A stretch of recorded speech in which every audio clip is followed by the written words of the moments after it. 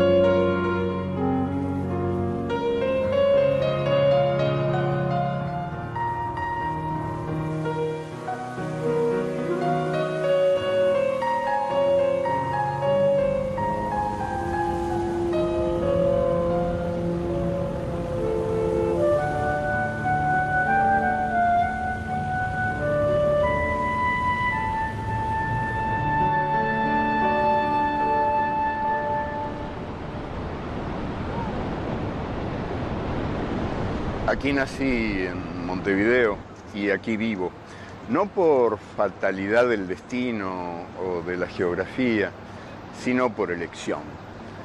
La elijo. Elijo esta ciudad por muchas cosas, pero entre otras porque aquí se puede todavía respirar y caminar. Dos lujos imposibles en las ciudades envenenadas y violentas del mundo de hoy. Respirar. Ya, desde que yo era chico, la maestra me decía: respirá, Eduardito, que respirar es importante. Y caminar.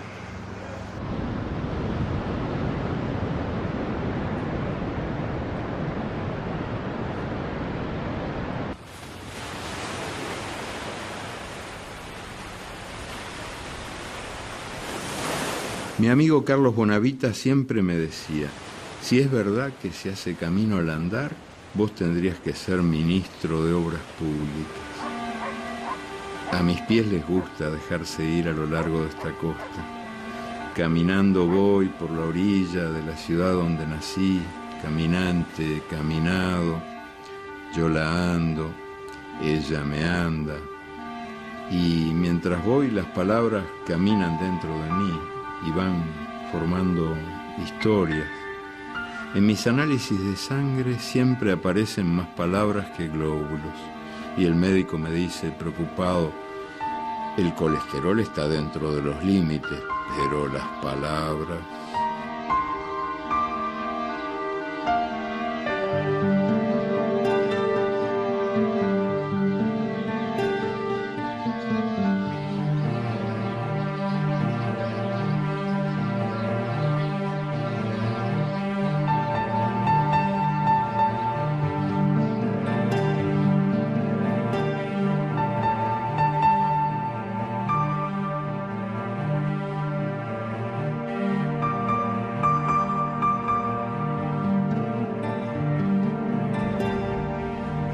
Estos grabados son obra de José Borges, un artista brasileño de alto nivel, pero despreciado por el arte oficial. Con él trabajamos juntos durante 3 años en un libro que se llama Las Palabras Andantes, que cuenta sucedidos y leyendas. Y Borges era el hombre para eso, porque él proviene de la tradición del cordel, la folletería popular que se vende todavía en algunos mercados del Nordeste. Nadie como él creo que ha iluminado la realidad del Brasil escondido, del que no se ve, como José Guadalupe Posada hizo con México. José Guadalupe Posada, que nos mostró el México de verdad, que no tenía nada que ver con el México oficial de su época. Había muerto hacía muchos años ya, Posada, ya por 1913, cuando yo le llevé de regalo a Borges un libro de grabados del mexicano Posada. Y el brasileño Borges lo recibió atónito, maravillado. Yo le dije, te presento a tu papá, como en el capítulo final de las telenovelas. Estas son las cuentacuentos, las mujeres contadoras de historias en Nuevo México. Las esculturitas muestran mujeres brotadas de gente, porque dentro de ellas habita un gentío. Cuentan lo que les pasa, lo que les pasó, a ellas, los suyos, a muchísimos. Cada persona es muchas a través de las historias que cuentan las cuentacuentos. Estas mujeres brotadas de gente son una metáfora perfecta del arte de narrar. Y en el fondo es siempre así, no hay nada que no sea una metáfora de algo. La realidad habla un lenguaje de metáforas y por eso ella es una poeta insuperable. No hay con qué darle, no hay quien pueda con la realidad. Este de la foto, que está ahí con mi mujer Elena, es Miguel Mármol, el personaje central del tercer tomo de Memoria del Fuego. Un hombre que murió y nació muchas veces, 12, 13, 14 veces. Ahí estamos con él, yo soy esta figurita que anda por ahí atrás reflejada, bebiendo ron Matusalén en La Habana, como correspondía a sus años, ron Matusalén, y celebrando esa porfiada manía de vivir. Estaba un poco enojado Miguelito conmigo, porque decía que se me habían escapado 2 resurrecciones, que él había resucitado más veces. Claro, lo habían fusilado, había sufrido atentados, prisiones, hasta se le había caído encima a la madre cuando era bebé, y sin embargo seguía vivo. Y yo digo, Miguelito era una metáfora de América Latina. ¿Qué es eso? Exactamente eso. Una tierra que ha muerto muchas veces y muchas veces ha vuelto a nacer como si estuviera condenada al nacer incesante.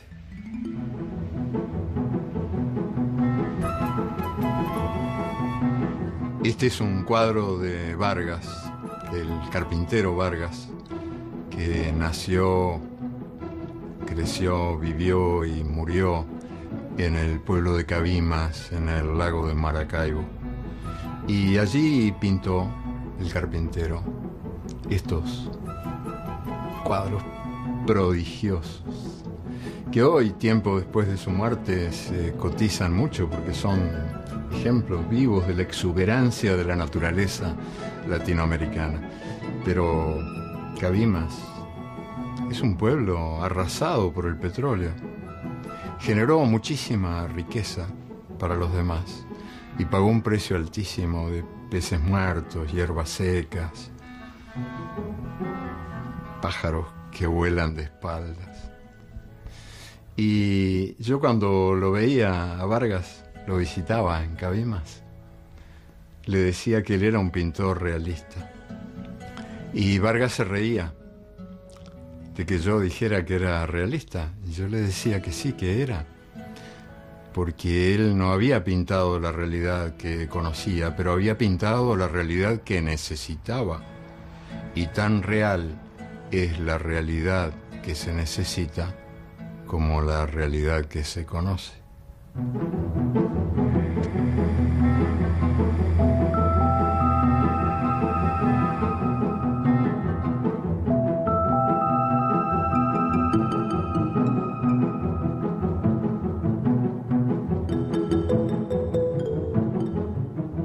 Algo muy parecido ocurre con los diablitos de Ocumichu. Estas cerámicas mexicanas, prodigiosas, jubilosas, muy bandidas, han nacido de las manos de mujeres sufridas, de vida opaca, castigadas por sus maridos y a ellos condenadas como si un marido fuera un destino. Y esas mujeres que viven sumergidas en la tristeza crean un arte sencillo, bello, de tan alta alegría, en hornos muy elementales, muy primitivos. Es increíble, pero ayuda a vivir, saber que cada mundo contiene otros mundos posibles, que cada mundo está embarazado de otros mundos, que esos mundos se llevan en la barriga o vaya a saber a dónde, hasta en el pelo se llevan, lo digo yo que no tengo. Vale la pena recordar que allá por el siglo XVII, siglo XVIII, las esclavas que se escapaban de las plantaciones de Surinam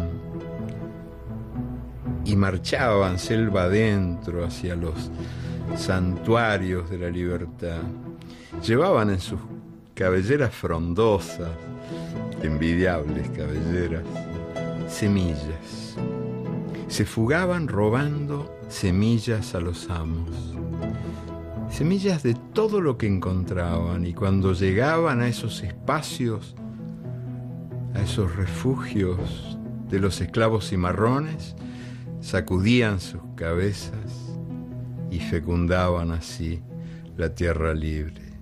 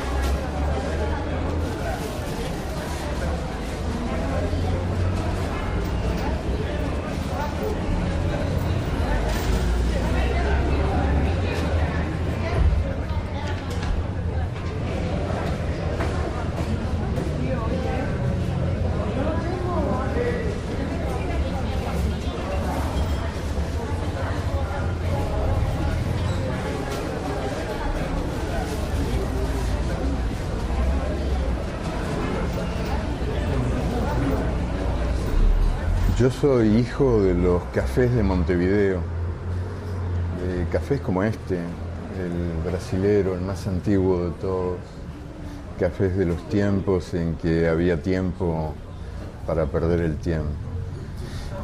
En los cafés aprendí todo lo que sé, fueron mi única universidad y aprendí lo más importante de todo lo que sé, y es que para ser capaces de decir, tenemos que ser, antes que todo, capaces de escuchar.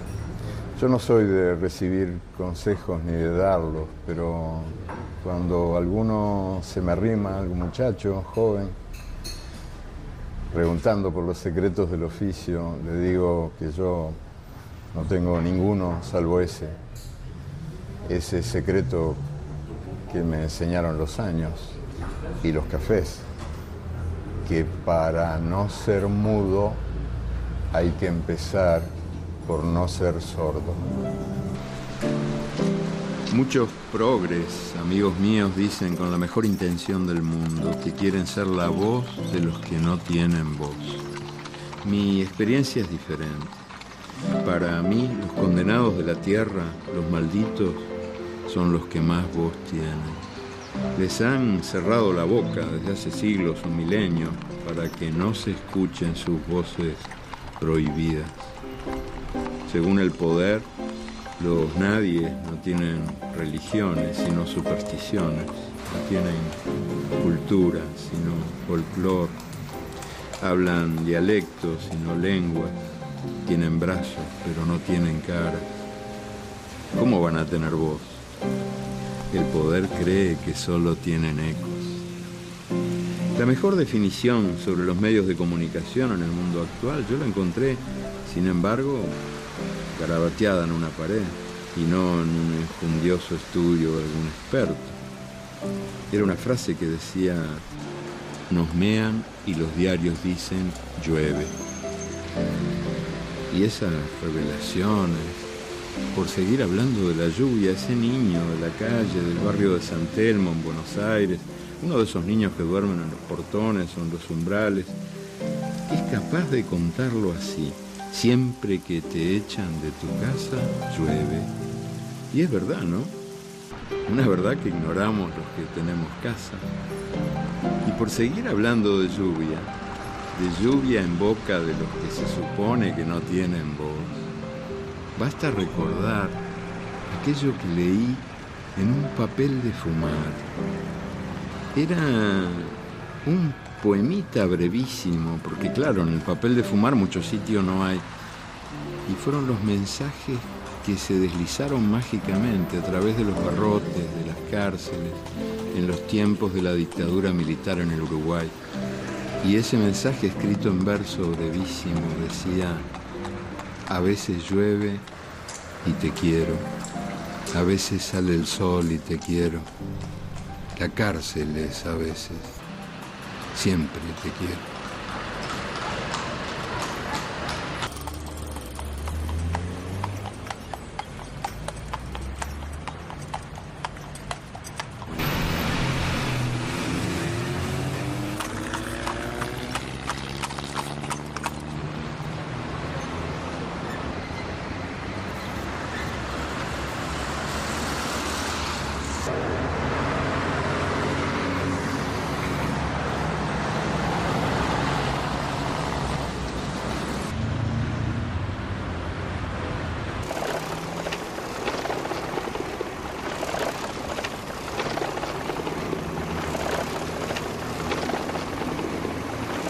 Paisajes de la pobreza. Solo en Montevideo tenemos ahora casi 400 cantegriles, como llamamos nosotros a las chabolas o favelas. Si se sumara su población, sería la segunda ciudad del Uruguay. Nuestro país desmiente a los racistas y a los tecnócratas. Desmiente a los racistas, porque la mayoría de la población es blanca. Parecemos europeos en decadencia. Pero la crisis nos ha golpeado tanto o más que a los países latinoamericanos de colores más subiditos. Y el país también desmiente a los tecnócratas, que tienen la costumbre de culpar al gentío.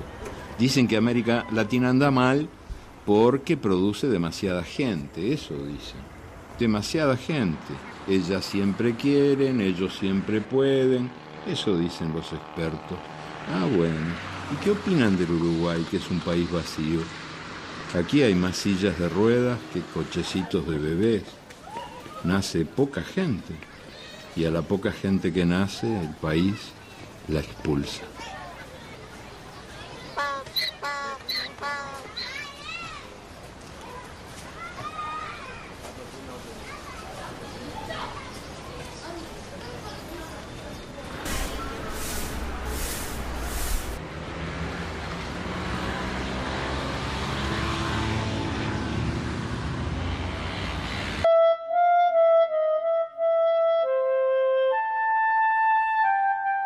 En tiempos de la dictadura, hace algunos años, nos echaba la policía. Ahora nos echa la economía. El Uruguay vende carne humana. Casi todos son jóvenes los que se van, desandan el camino de sus abuelos. Se van a donde pueden, muchos se van a España buscando trabajo, casa, destino. Desde la victoria del Frente Amplio, en las elecciones del 2004, las cosas han empezado a cambiar, pero no es fácil enderezar el tobogán.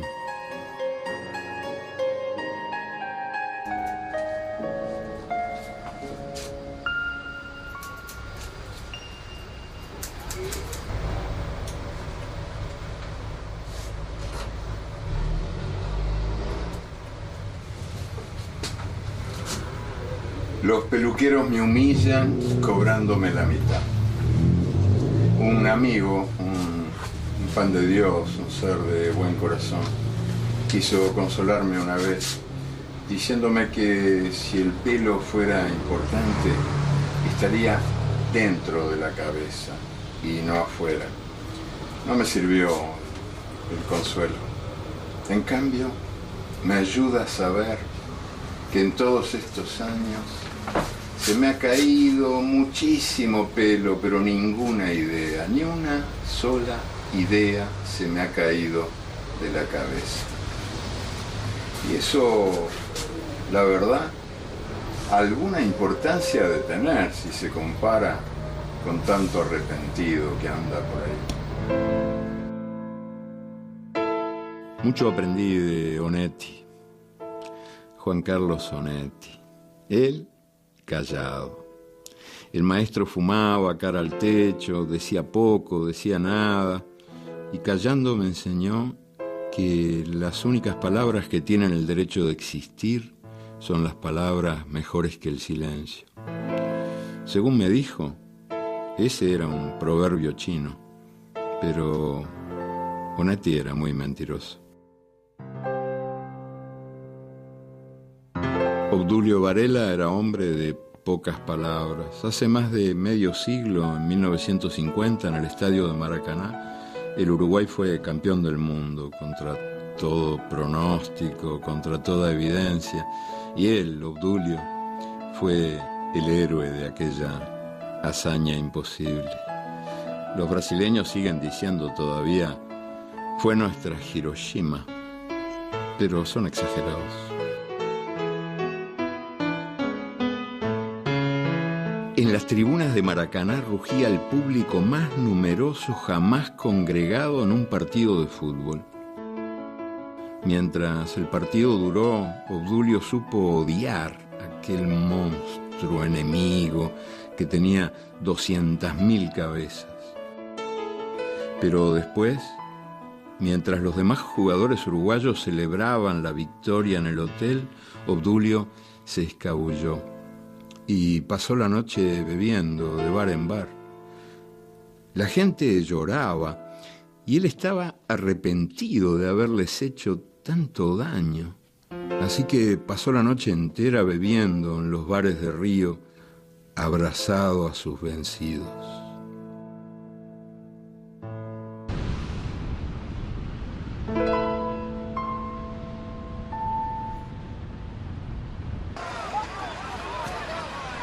Los uruguayos somos poquitos, 3,5 millones, cabemos todos en un solo barrio de cualquier gran ciudad del mundo. 3,5 millones de anarquistas conservadores. No nos gusta que nadie nos mande y nos cuesta cambiar. 3,5 millones de críticos de cine, que el cine nuestro recién está queriendo nacer. 3,5 millones de directores técnicos de fútbol, ideólogos del fútbol, doctores del fútbol, aunque el fútbol nuestro vive más de la nostalgia que de la realidad.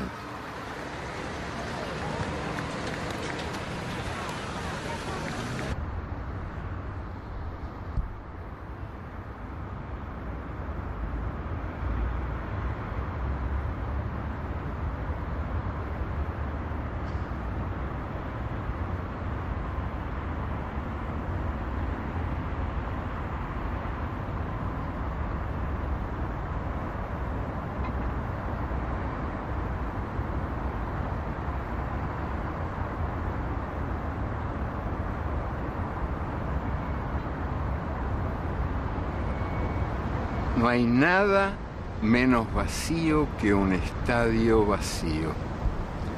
Y y dudo de que haya algo menos mudo que estas gradas sin nadie. Aquí cualquiera que tenga oídos escuchará las voces de los fantasmas, los rugidos. En este estadio, hace ya unos cuantos años, 1930, se disputó el primer campeonato mundial de fútbol. Ganó Uruguay. Ya había ganado Uruguay los dos campeonatos anteriores que eran olímpicos todavía, 1924, 1928. Era cosa de no creer. ¿Cómo? Un país tan chiquito y tan despoblado, ganándoles a todos los demás. Parecía milagro divino, la voluntad de Dios. No era nada de eso, porque ya para entonces hacía tiempo, largo tiempo, que aquí el Estado se había separado de la Iglesia y no le pedía favores. Era más bien obra de ese Estado, que era un Estado que tenía todavía energía creadora y que había impulsado y llevado adelante un programa de educación popular tremendo, que abarcaba al país entero y que comprendía todo, la cabeza y el cuerpo, matemática, física, pero también gimnasia, fútbol, campos deportivos, canchas desparramadas por todas partes, de modo de que aquel Uruguay formaba ciudadanos que eran, entre otras cosas, atletas. Aquel país era otro país. Tuvimos ley de divorcio 70 años antes que España y voto femenino 14 años antes que Francia. Después el Uruguay se vino abajo y el Estado fue usurpado por la politiquería. Habíamos tenido jornada de trabajo de 8 horas por ley antes que los Estados Unidos, pero ahora encontrar trabajo es un milagro. Y más milagro sería llenar la olla trabajando nada más que 8 horas.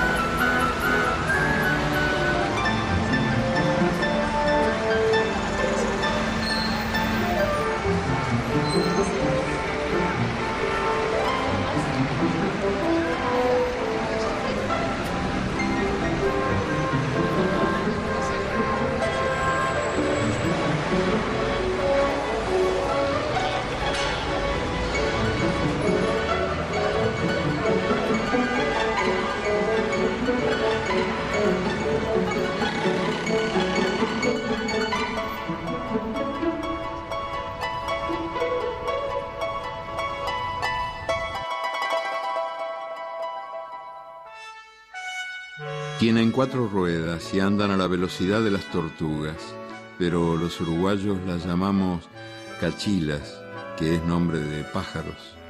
Tienen bigotes de ópera y narices de payaso, pero son damas antiguas. Tienen linaje y solera, pero no se avergüenzan de su edad ni de sus achaques.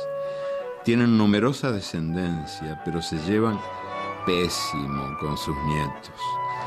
Las cachilas, esas viejitas irrompibles que desde hace añares pasean muy orondas por los caminos de mi país, no se entienden para nada con los jóvenes automóviles que a ritmo de vértigo devoran el tiempo, la tierra, el aire.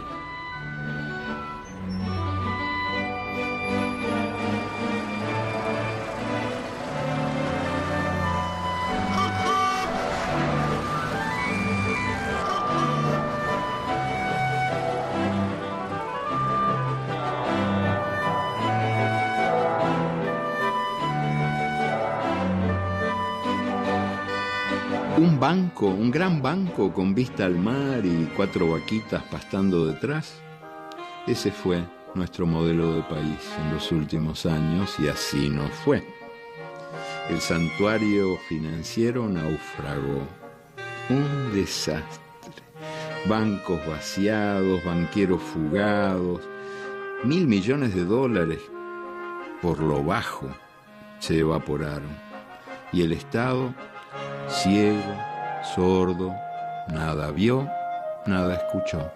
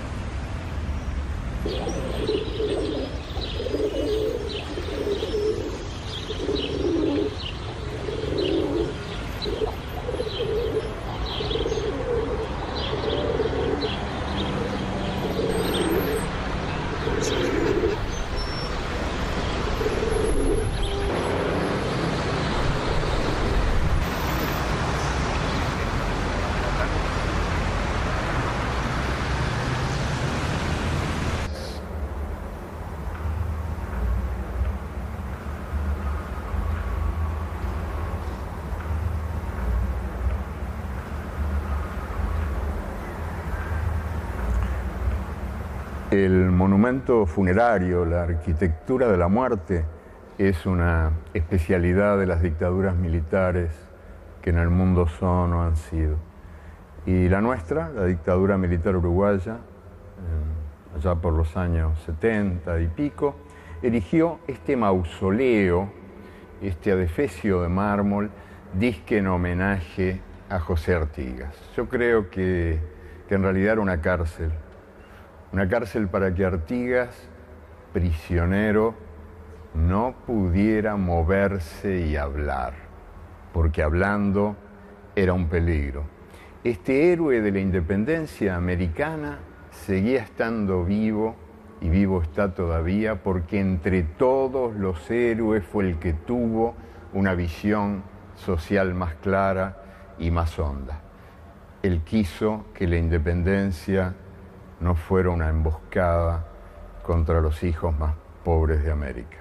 Hizo la primera reforma agraria en el continente americano, medio siglo antes que Lincoln, un siglo antes que Zapata, y la dictadura militar quiso poner frases suyas en las paredes de este mausoleo y no encontró ninguna, porque todas las frases de Artigas eran altamente subversivas, eran invocaciones a la dignidad y a la libertad de los oprimidos, así que no tuvieron más remedio que decorar las paredes con estos absurdos cartelones llenos de nombres y de fechas y de lugares.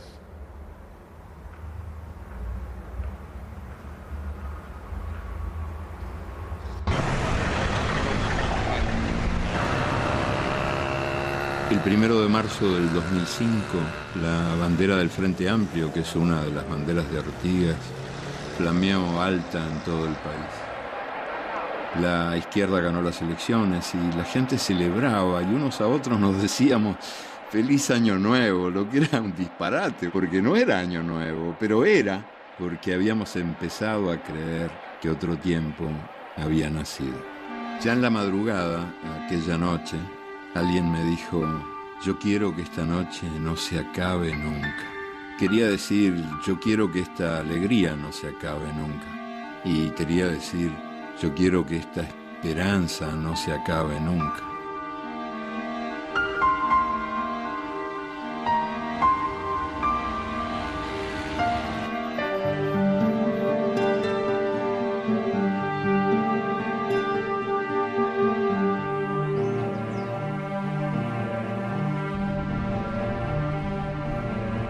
Mi buen amigo Fernando Birri dice que la utopía está en el horizonte. Por mucho que yo camine, jamás la alcanzaré. Camino 10 pasos y ella se aleja 10 pasos. Camino 20 pasos y ella se ubica 20 pasos más allá. Por mucho que yo camine, nunca la alcanzaré. ¿Para qué sirve la utopía? Para eso sirve, para caminar.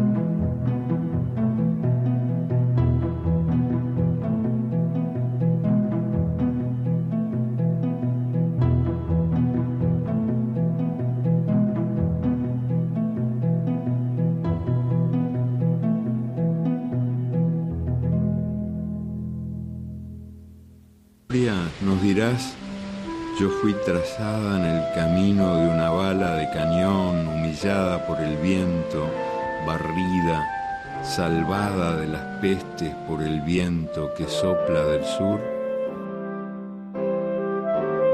¿Podré cantar tu canción boca arriba sobre la hierba? ¿Cantar con voz de ciego tu canción?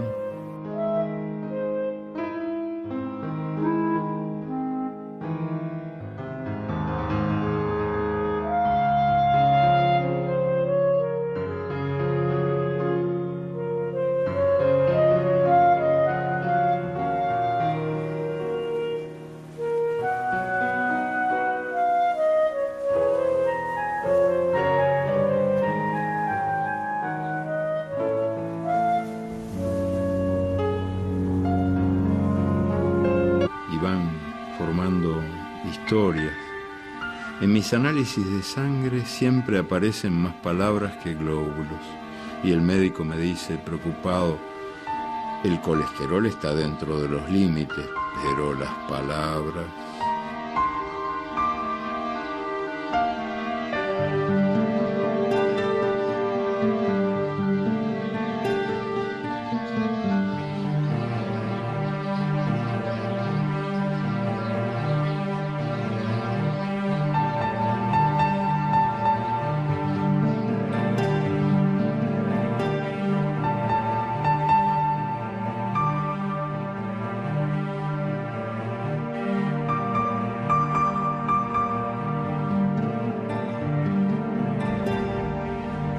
Estos grabados son obra de José Borges, un artista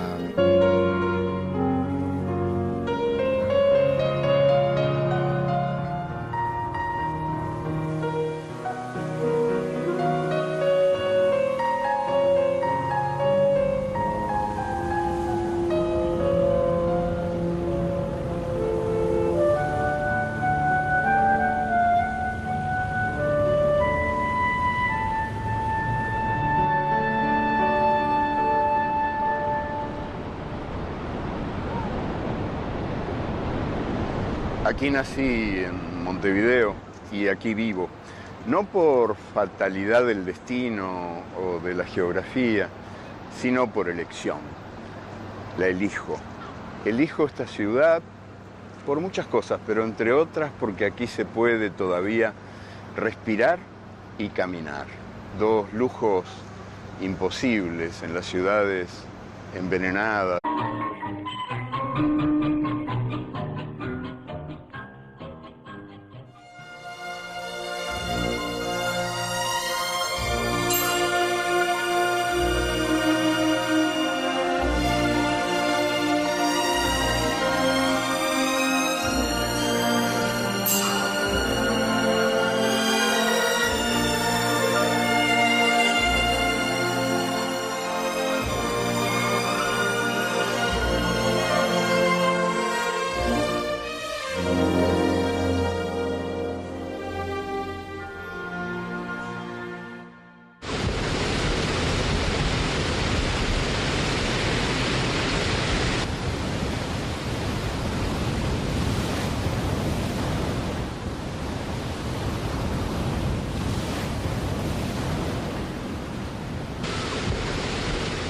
¿Nos contarás tu historia? Y violentas del mundo de hoy.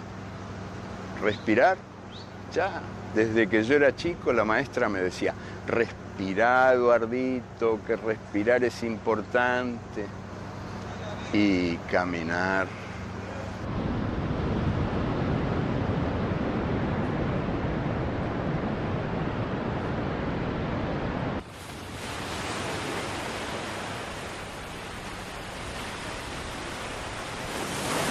Mi amigo Carlos Bonavita siempre me decía, si es verdad que se hace camino al andar, vos tendrías que ser ministro de Obras Públicas. A mis pies les gusta dejarse ir a lo largo de esta costa. Caminando voy por la orilla de la ciudad donde nací, caminante, caminado, yo la ando, ella me anda, y mientras voy las palabras caminan dentro de mí.